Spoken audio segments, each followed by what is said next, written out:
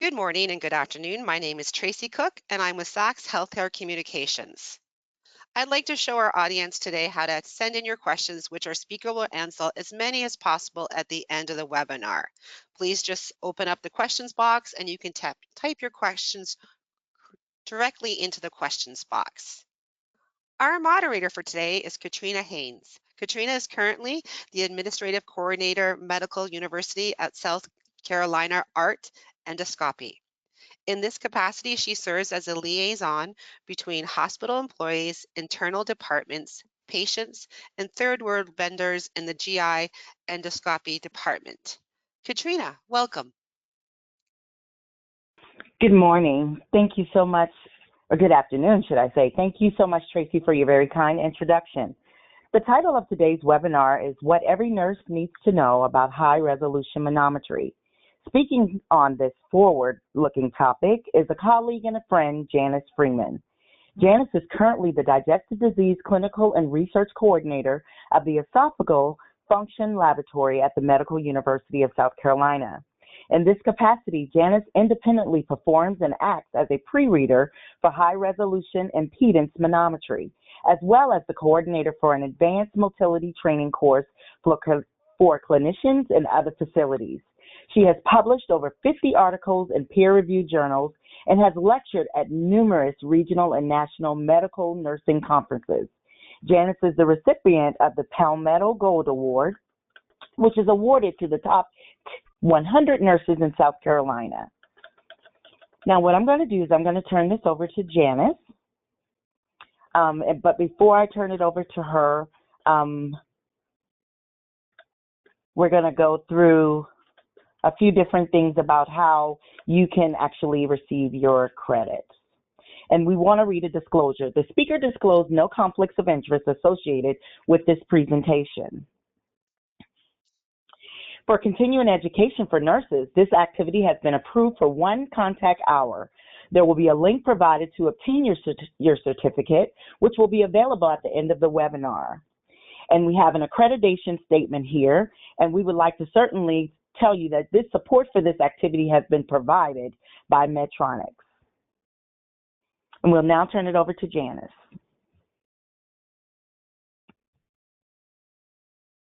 Thank you, Katrina, for that wonderful introduction. Before I start my presentation, I would like to take a moment to recognize Dr. Donald Castell.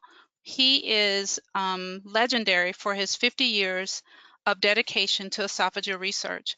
Over 600 publications enhancing our knowledge of esophageal physiology, pH monitoring, non-cardiac chest pain, nutcracker esophagus, PPI pharmacodynamics, nocturnal acid reflux breakthrough, ineffective esophageal motility, impedance, and non-acid reflux. I'm honoring him because Dr. Castell was my mentor and friend for 20 years, and he passed away in January. He is truly missed, and I know he has done such amazing accomplishments. He's extraordinary. He was an extraordinary man, and with all his accomplishments, I think what I'll remember the most about him is how much he loved his patients and how he had a laugh that would light up a room. I know that this presentation would not be possible if it wasn't for Dr. Castell's influence on my career. And now I want to go into the presentation. Today's presentation, the objectives for today is going to be, you'll be able to define high-resolution manometry. At the end of this presentation, you'll be able to list the indications for the procedure. You'll be able to describe how high-resolution manometry is performed and recognize normal and abnormal findings. So before we start, let's talk about what is esophageal manometry. Esophageal manometry is a diagnostic test used to indirectly evaluate esophageal function. Esophageal manometry is performed by measuring intraluminal pressure in coordination throughout the esophagus and the sphincters bordering the esophagus. So to let you know that we're only looking at pressures, we're not going to be able to visualize the lumen of the esophagus. We're only looking at pressures and coordination.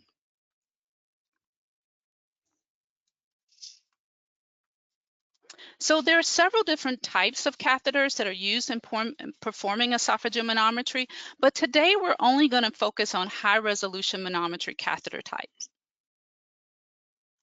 So a high-resolution manometry catheter typically has 36 or more pressure sensors that are spaced about 1 centimeter apart. What the uniqueness about this catheter is we're able to completely visualize the entire esophagus. The catheter stays in position, so you don't have to manipulate the catheter in order to locate the different areas of the esophagus, which is great for patient tolerance. And that's actually a good thing because sometimes in performing esophageal manometry, you may only get one opportunity to perform the procedure. So this is basically a picture of what the esophageal manometry catheter looks like. And again, this is a high resolution catheter. As you can see on the screen, there is at least 36 pressure channels with 1 centimeter spacing. So before we move along, let's talk about what the esophagus is. So the esophagus is a muscular tube that passes food from the pharynx to the stomach through a series of contractions. The average adult esophagus length is about 25 centimeters. It travels behind the trachea and heart and passes through the diaphragm and empties into the uppermost region of the stomach.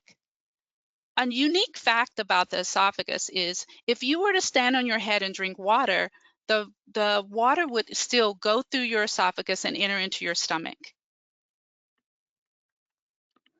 So the next slide is a schematic view of what you would see if a catheter was placed in the esophagus.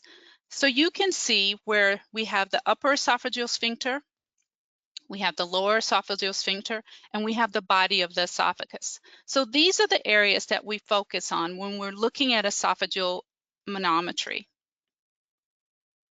The important thing about looking at the borders of the sphincters is to know that the lower esophageal sphincter's job is to act as a gatekeeper. It's there in place to prevent reflux from occurring. So once it opens to allow the bolus of food or liquid to enter the stomach, then it closes tightly to prevent migration of any of the stomach content going back into the esophagus. And the upper sphincter also acts as a gatekeeper, preventing food or liquid to going into the airway. If you look to the right of the schematic drawing, you're going to see a pressure channel. And the pressures on, well, basically what you're seeing is what the pressures would look like against the catheter when a swallow occurs. So the first thing you're going to see is a deflection of pressure from the esophageal pharynx. The pressure will go up. Then you're going to see a relaxation in the UES pressure.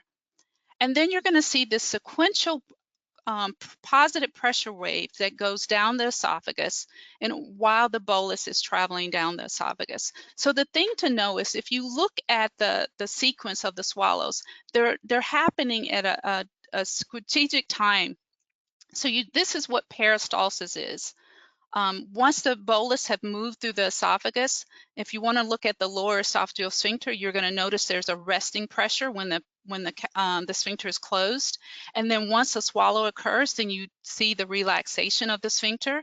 And then as the bolus passes through the sphincter, you get the closure again, and it goes back to the resting pressure. So let's talk about the indications. Why are these patients coming to your clinic or hospital for this procedure? Well, typically patients are coming in for, number one, dysphagia, difficulty with food sticking or swallowing or not going down well. So what happens is these patients have probably already had a workup to make sure there's nothing obstructive going on, there's no masses or tumors that could be causing their dysphagia, and then they're referred to your physician to have further workup. The next indication is for non-cardiac chest pain. These are patients that have gone to their cardiologist and had a workup, and the pain that they're having is probably not coming from their hearts. The other indication for esophageal manometry is a pre-op for anti-reflux surgery. Patients that are having anti-reflux surgery, a lot of times the surgeons want to ensure that they have normal esophageal function, or if there is any abnormality in their esophageal function, they want to know about it prior to surgery. The other reason for having esophageal manometry is for location of the LES.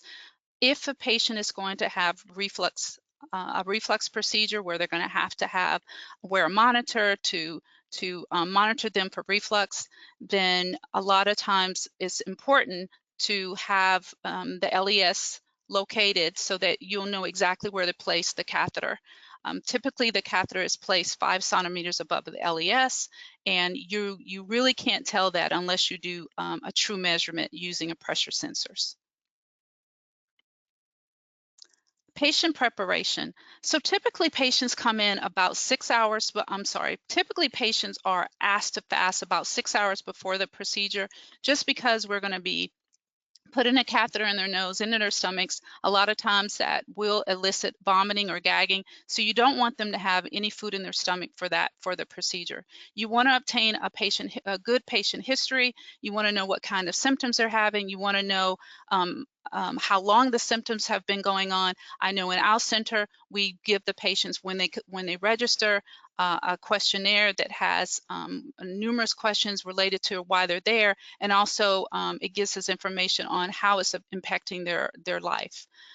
You want to explain the procedure to the patient. Patients coming in usually come in and they have real concerns about what they're having done. And I think it's so important to prepare them by being truthful and telling them basically what is going to happen during the procedure. You also want your equipment to be fully functioning. You want everything to be in place before you bring the patient in a room. You want to have everything set up, because the last thing you want to do, because normally the patients are anxious, is have any type of delay because you're having a computer problem. The other preparation that I think is important is using some type of topical anesthetic. We usually in our center, we will numb the patient's throat and their nose. That's been a game changer in making it comfortable for the catheter to pass, and it's well tolerated when we use some sort of anesthetic. Another key to making the procedure go well and to prep the patient for the procedure is I like to use music and also dim the lights to help with anxiety. So briefly, I just want to talk about the patient experience. I think sometimes we forget that these patients are coming in, they've had a number of procedures done, and they're coming in for a procedure that they're not getting sedated for. We know that most procedures that are done in endoscopy, the patients are sedated, they don't know what's happening, they wake up, the procedure is over, and they are feeling great. But our patients that come in for esophageal manometry or high resolution manometry, these patients are not sedated. So I think as much as you can, communicate with them, use choice words, letting them know that you're going to do your best to make them comfortable, that the procedure is brief, and that, just coaching them and telling them that they can do it. Because a lot of times they come in with preconceived ideas. They heard from a neighbor or friend that had the procedure done, and they were told that it was like complete torture. So whatever you can do to change their experience is very helpful. So this is kind of a busy slide. I don't want you to focus on the people in the room. I just wanted you to focus on the subject, the person that's having the procedure done. Notice they're in the supine position. This is a position a patient should be in if they're having esophageal manometry. All of the normal values that were done when they did the research to study how the normal values for this procedure. The subjects were in the supine position, so you want to make sure that the patient is lying down. You don't want them sitting completely upright. If you do upright manometry, the values are different, so make sure your physician knows what position the patient was in if you are doing something other than the supine position. Also, I want you to notice that the patient will be getting saline or water in order to proceed with the test. So the patient is going to get 10 swallows of saline or 10 swallows of water.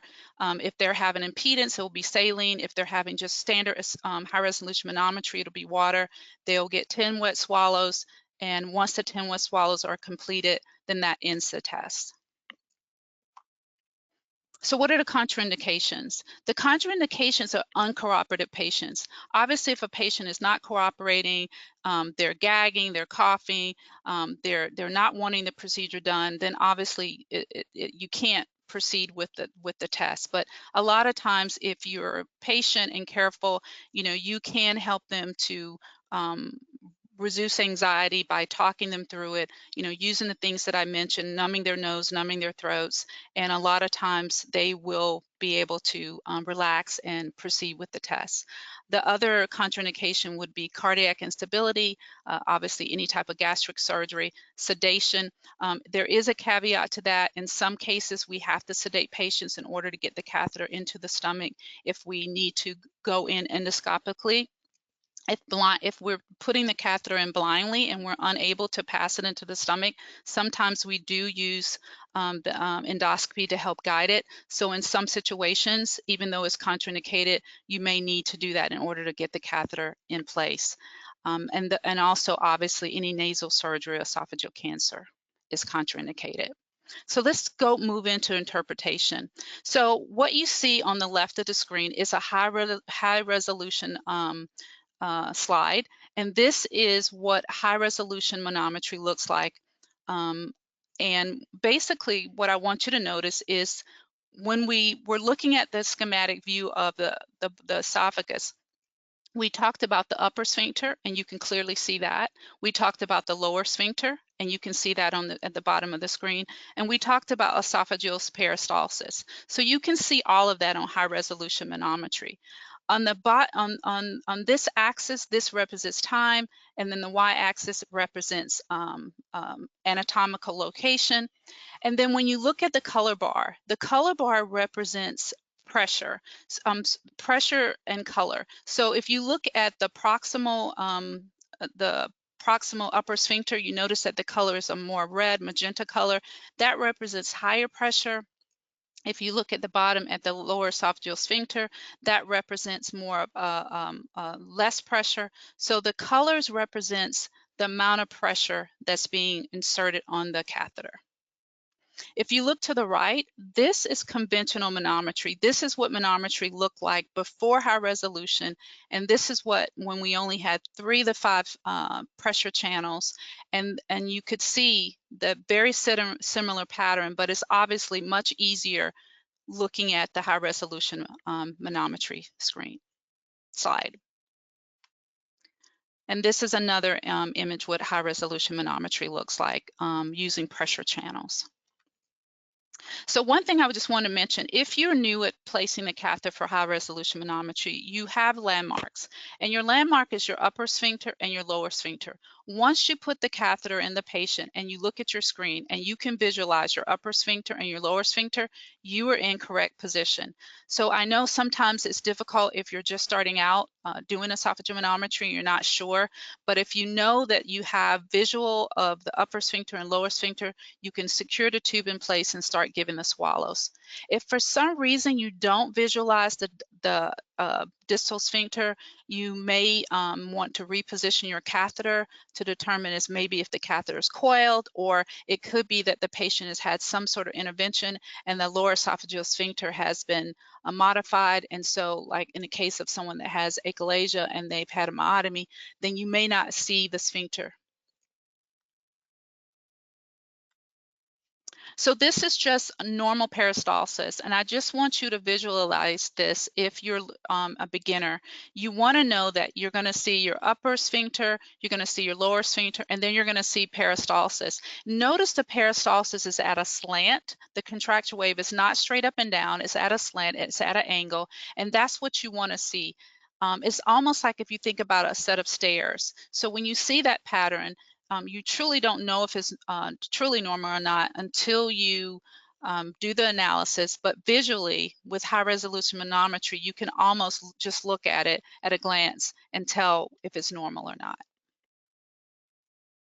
And this is just another close-up view of the same. So you have the pharyngeal contraction, you have the UES relaxation, then you have the peristalsis, you have the LES, the lower esophageal sphincter, and then you have this relaxation period that occurs when a swallow is elicited.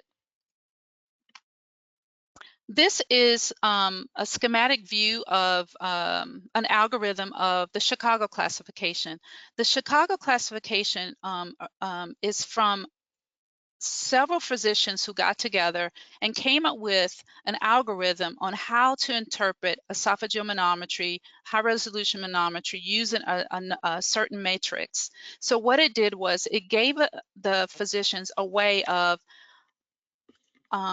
having a cohesive and universal way of interpreting high resolution manometry. I know this slide is pretty busy, but I just wanted to introduce you to it. The important thing to know is Chicago classification has up to 4 classifications. The 4.0 just came out, so 3.0 was the previous classification. So there have been some changes that have occurred. So quickly, I'm just going to go into analysis. So here's the biggest takeaway. When we're doing esophageal, when we're doing high resolution manometry, there's 2 things that we're going to look at. We're going to look at the esophageal body, and in the body, we care about 2 things. We want to know, is there peristalsis present or absent? We want to know, what is the amplitude of the peristalsis? Is it high or low? And we want to know, is it coordinated or is it simultaneous? The second thing we want to know is we want to know about the lower esophageal sphincter. What is the resting pressure? Is the resting pressure high or low? Is it normal? And does it relax? We know that the esophageal LES, its job is to maintain closure to prevent any content of the stomach from migrating into the esophagus. So we want to make sure that the sphincter is functioning the way it should. So you should have pressure, and then you should also have relaxation when a swallow occurs. So the Chicago classification came up with a matrix to really be able to analyze and look at the esophageal body. And they came up with distal contractile integral. And what that is, it's just basically looking at what is the vigor of the esophagus, or the amplitude of the esophagus. How strong are the contractions? And the software does this, basically this formula where it looks at amplitude times duration times length, and it comes up with a matrix. We know that anything 450, less than 450 is considered a weak esophageal contractions, and anything that's 450 to 8,000 is normal, and then 8,000 and above is considered high. So now the next thing we want to look at is what type of coordination is occurring with the swallow. The Chicago classification came up with a matrix of distal latency. And what this is, it measures objectively the frame of the wave from the beginning of a swallow to the contractile deceleration point. So what it does, it times from the beginning of the swallow to the very end of the contraction wave going through, and there's a number that goes with it. If the contraction wave is so fast, less than 4.5 seconds, it's called premature contractions, and that means that the contraction wave is moving so fast that it's not coordinated well, and it's probably, this term is not used anymore, but it's probably more like a simultaneous contraction that can be indicative of a spasm. The next thing is the lower esophageal sphincter. One of the things that the Chicago classification has done is they've gave a metric to the LES, and what we're looking at is the resting pressure and does it relax. So it's called the matrix for that is called integrated relaxation pressure, and it's less than 15 millimeters of mercury. 15 millimeters of mercury or less is considered normal. Anything above that is considered poorly relaxing or ineffective relaxation. And for the resting pressure, normal value is between 10 and 45. So this is just basically a closer look at what I just said, the 3 matrices that are important, the DCI, the distal latency, and the IRP. And the IRP is basically looking at relaxation. Distal latency is actually looking at the timing from the initial swallow and at the end of the contraction wave. And then the DCI is actually looking at the bolus, the contraction wave and the vigor of it. So impedance, I'm briefly going to talk about that. Impedance is our sensors that are placed on the high resolution manometry catheter. It's used to measure electrical resistance, and having those sensors there, you can actually record bolus transit. You can record if the bolus that the patient swallowed, is it moving through the esophagus into the stomach, or is there residual bolus left in the esophagus? And it's said to be similar to having a barium study while performing esophageal manometry. So this is just a normal swallow, and as you can see on the right, this purple color is considered the impedance. And so when the bolus, the contraction wave goes through, you can see that there's very little or there's any purple on left. So that shows you that whatever the patient ingested, it cleared. And you can see that in all three swallows. And then just here's a slide showing how the bolus did not clear and there was residual bolus left. And so that kind of gives you an indication of function as far as even though the contraction waves may be adequate or they're inadequate, there is a residual bolus that's left in the patient's esophagus.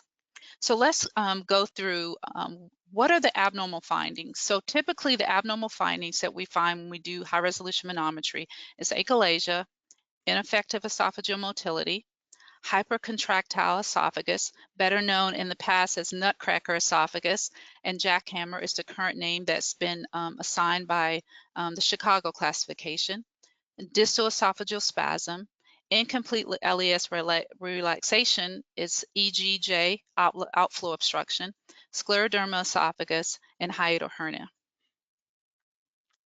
So typically patients that have achalasia, what you're going to see is a total absence of peristalsis. These patients, when you do their test, they're going to swallow, and you're not going to see that beautiful stair appearance that I showed you in the normals. You're going to see nothing. Typically, these patients have a normal lower esophageal sphincter pressure, but they are going to have a LES that does not relax. So you're going to notice a high IRP greater than 15, and in those patients, it's pretty clear that there's an abnormality. So the achalasia is divided into three subtypes. There's type 1, 2, and 3. The first type of achalasia is type 1, and typically with those patients, when they swallow, you're not going to see any type of contraction waves at all. So it's totally absent.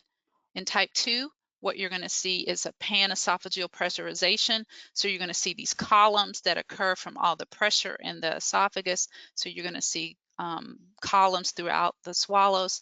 And then lastly, type 3 achalasia, you're going to see this huge spasm-like contraction waves, and that's indicative of type 3. Type 3 typically is harder to treat. Type 1 they think is more severe because now you don't see any like contractions or any pressurization in the esophagus, so it's thought that it's probably a little more dilated. And if you look at the IRP in each one of these studies, they're all above 15. So these patients typically have weight loss, they have dysphagia to liquids and solids, nocturnal regurgitation, they're at risk for aspiration, they have wheezing sometimes and chronic cough. If you're doing a patient that you know have achalasia, I would suggest that you be sure to have the right materials available in case they have vomiting, because a lot of times these patients have residual food that's fermenting in their esophagus, and even though they may not have eaten for days, when you go to put the catheter in, you will notice that they have a large volume of vomitus. The next disorder is called ineffective esophageal motility. That's where you have these low amplitude contractions, and you need at least 50% of the wet swallows to be considered low or weak, and that is a DCI less than 450. You also may see failed contraction waves with ineffective esophageal motility, and it's highly associated with GERD. And this is just a slide just looking at what you would see if someone had ineffective esophageal motility. You can see that the contraction wave goes through, but you notice that you can barely see it. I mean, you can tell that it's peristaltic, but you can see in the color that the color is weak. And that the contraction wave is almost non-existent. The next disorder is called Nutcracker Jackhammer esophagus. A Nutcracker is probably not used anymore because the Chicago classification is now using the term Jackhammer. And what this is an abnormally high esophageal amplitude contractions. So in these patients, you'll see these high contraction waves. You need to at least to see 2 of them or more to call it jackhammer or nutcracker esophagus. And this is going to be greater than 8,000 millimeters of mercury. These patients usually report chest pain and or dysphagia. So this is just a few slides of what a jackhammer contraction wave looks like. And you can see that it's spasmatic. You can see the duration is long. You can see that the color is red, so the amplitudes are pretty high. And in this top left one, it says 12,000. So you can see that there is a difference. You don't see these kinds of contraction waves in normal, healthy individuals. So the next one is distal esophageal spasm. This is where we talked about the distal latency, and this is when the contraction waves are really, really fast. And I know in the past we used the term simultaneous. I know that currently with the Chicago classification, they use the term premature contractions, but this is when the contraction wave, at least 2, are so fast that it's spasmatic, and it's just not a normal contraction wave. And typically with these patients, you will see a normal lower esophageal sphincter. And this is basically what a spasm would look like. If you look at the distal latency, it's saying 3.7 millimeters per second. And so this is really fast because we know anything less than 4.5 is considered abnormal. And you can also see the amplitude seems to be higher as well. And these patients usually present with chest pain and dysphagia. The next disorder is esophagogastric junction outflow obstruction. This is basically Chicago classification of a motor disorder. And in these patients, they have incomplete relaxation or what is called an elevated IRP. And that's when a bolus is given to the patient, the LES doesn't relax. It doesn't relax appropriately. And typically these patients have symptoms of dysphagia. And this is just the first slide. You see this beautiful contraction wave, and the IRP here is 6 millimeters of mercury, and you can see where it relaxes appropriately compared to slide B, where there's a swallow and the IRP is around 20, and there's minimal or if any relaxation. Scleroderma esophagus. This is our patients that have connective tissue disease. I would say 50 to 80% of patients that have esophageal will have esophageal involvement if they have scleroderma. These patients usually present with absence of peristalsis and weak contraction amplitude. Their LES could be hypertensive or non-existent. And these patients complain typically of dysphagia, regurgitation, and heartburn. A lot of times these patients, when they come in, they have a really difficult time with the catheter being passed, because if they do have involvement, connective tissue involvement, then when you're putting the catheter in,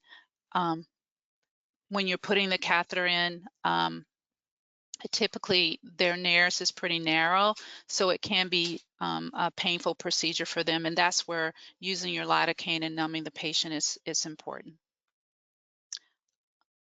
And this is just another slide looking at what scleroderma esophagus looks like. It's very similar to achalasia, but the difference is if you look at the lower esophageal sphincter, there is you can see mainly that it's totally relaxed, and we're probably looking at the diaphragm, and there's minimal LES pressure here, and then obviously you don't see much peristalsis, if any peristalsis. And then we're looking at the last thing is hiatal hernia, and basically a lot of times when patients come in, if they have a hiatal hernia, what that means is part of the stomach is above the diaphragm, and what you're going to see on high resolution manometry is you're going to see two pressure zones. You're going to see the diaphragm, and you're also going to see the upper sphincter.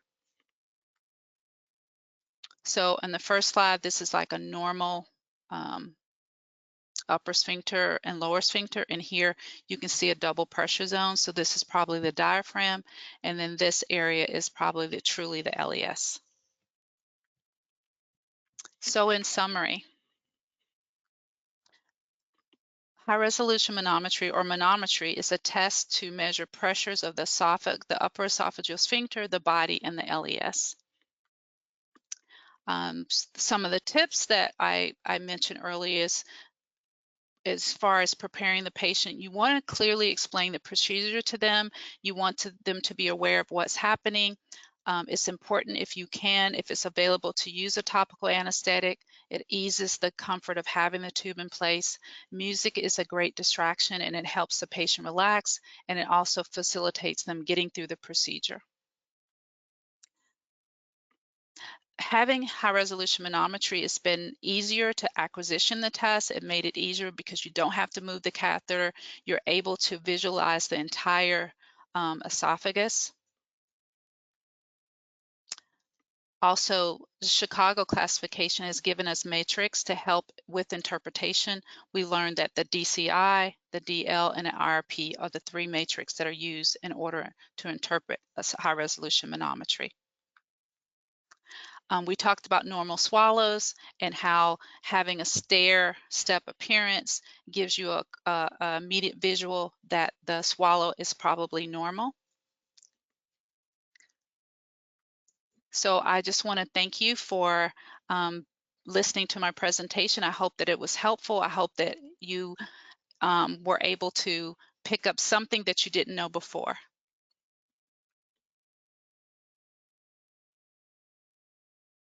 And with that, we'll pass it back to our moderator, Katrina. Katrina, welcome.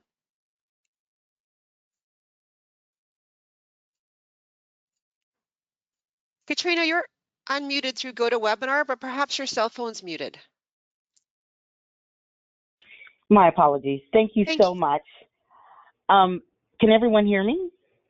We can, thank you. Okay, great. Thank you, Janice, so much for your most informative presentation. I would like to tell everyone how to get their certificate of completion. As far as continuing education for nurses, this activity has been approved for 1.0 contact hours for nurses. You would go to www.saxtesting.com/INIT. You will need to register on the test site, complete the evaluation form, and upon successful completion of that and submission, you will be able to complete and print your certificate of completion. Once again, I want to say that the support for this activity has been provided by Mextronics, and we certainly appreciate that. And then we want to talk about the archive version, which the archive version will be available on demand in about 10 days on initiatives/patientsafety.org. The on-demand version will be accredited for nurses. Now, we'd like to go ahead into our questions and begin our questions and answers. One of the first questions that we have for you, Janice, is what anesthetics are you using, either orally or nasally, and what is the process for these anesthesias? So in our lab, we use Lidocaine spray. I think it's typical of what is used when you're doing an upper endoscopy. And then we're also using lidocaine. So typically what I do is I'll spray the patient's throat, give them a few minutes to see how they tolerate it. I always ask if they have any allergies to lidocaine before, and then if they don't, I give them a few minutes. I also remind them that it's going to feel like they can't swallow, but that's normal. If they tolerate that well, then I'll move to numbing their nose with lidocaine, either viscous lidocaine. I'll put some on a cotton swab, and I'll put the cotton swab in their nose, and I'll let it sit for a few minutes. And then after a few minutes, I'll have them sniff it. And once they sniff it, then it goes through their nose. And then at that point, they'll tell me that it's burning. Then I know that it's made where it should be. And then I proceed with passing the catheter. But I know, like I said, in our lab, that has been a game changer, because a lot of times the biggest deterrent is that they're gagging, or it's so uncomfortable to have the catheter in place. So using some type of lidocaine does help a lot. Thank you, Janice. This question may be in direct correlation to that. It says, what do you use to localize the throat, and can they still swallow the water safely once you've done that? Yes. Usually what we do is once we spray them, they can still swallow. What makes it challenging is they can't feel their swallows. So I remind them of that. And what we typically do while they're sitting up is we give them a test swallow. I give them a cup and I say, I want you just to take just a small sip, just to see how it feels when you swallow. And normally when they do that, they can recognize, okay, I need to not take a big gulp, or I need to take smaller sips.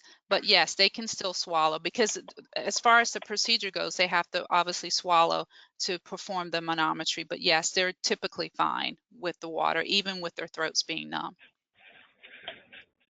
Okay, great. Thank you so much.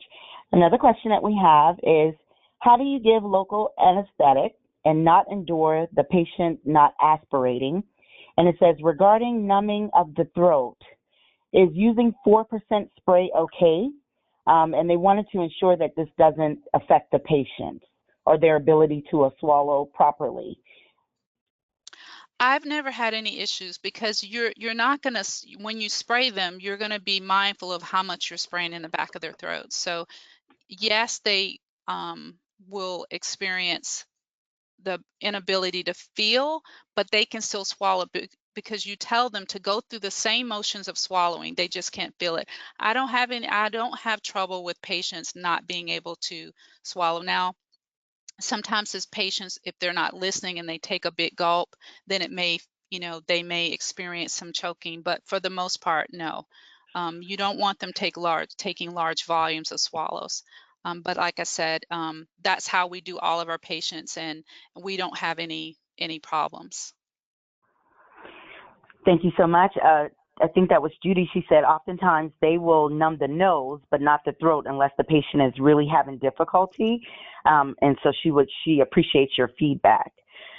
Will this be the standard of care instead of EGD? I don't understand the question. Standard of care instead of EGD.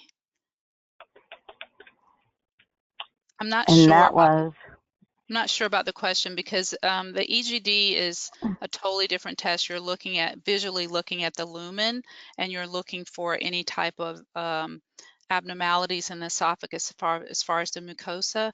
But high resolution manometry is just looking at pressure and coordination. So it's done for a totally different purpose. It's looking at the function of esophagus, whereas the EGD is mainly looking at, is there anything obstructive?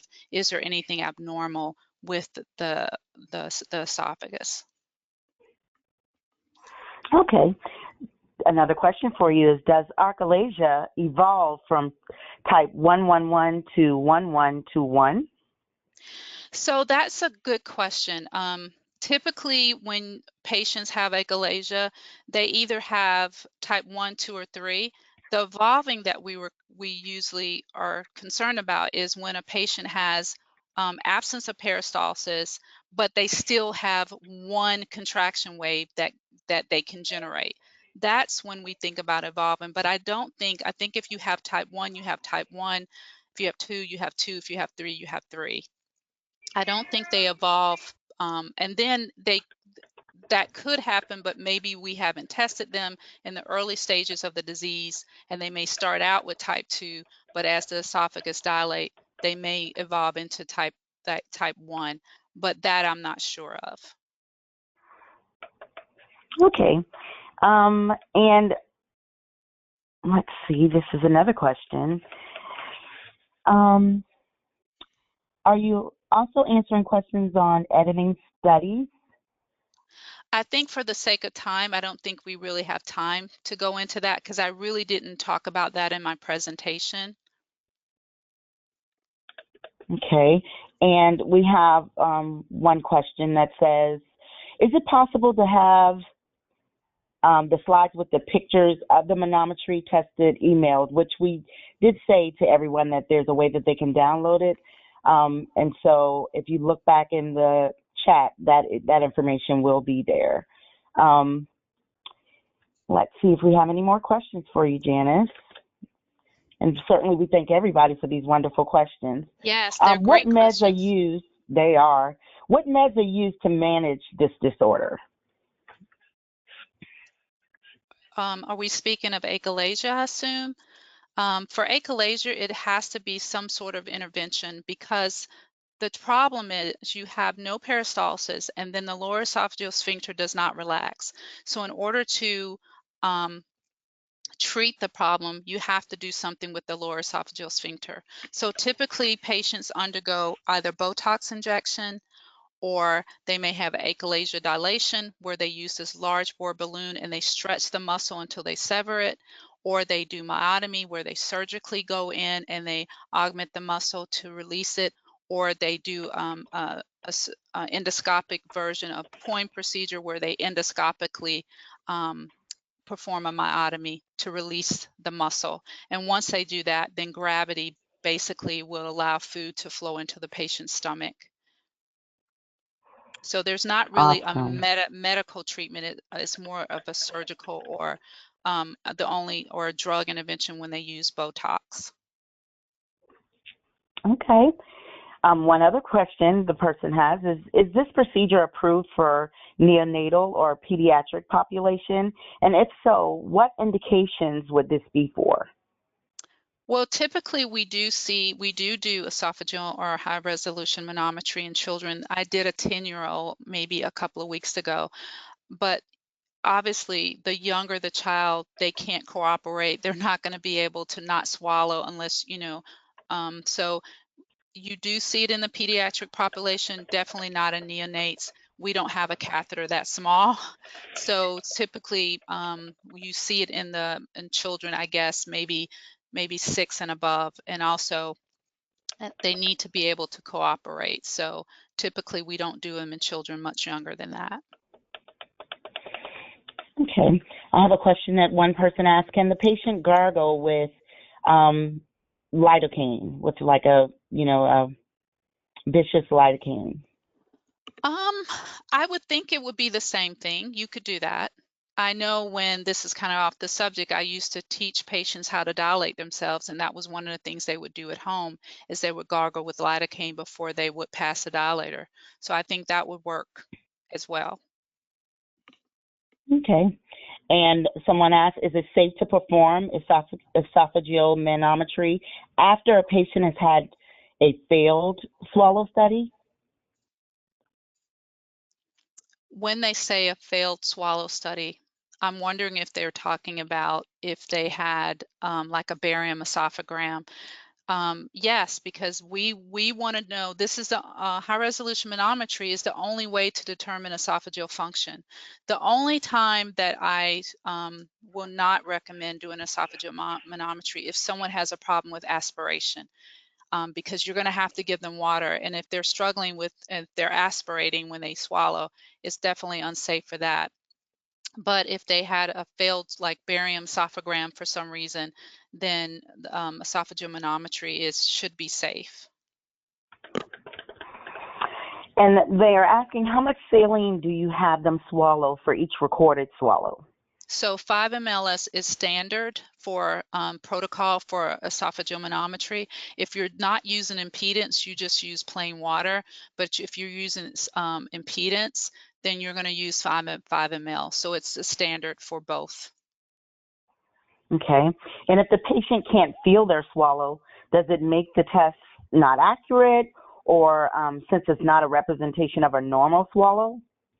No, because they can still go through the motions. They're still swallowing. It's just that they're not as sensitive to the swallow.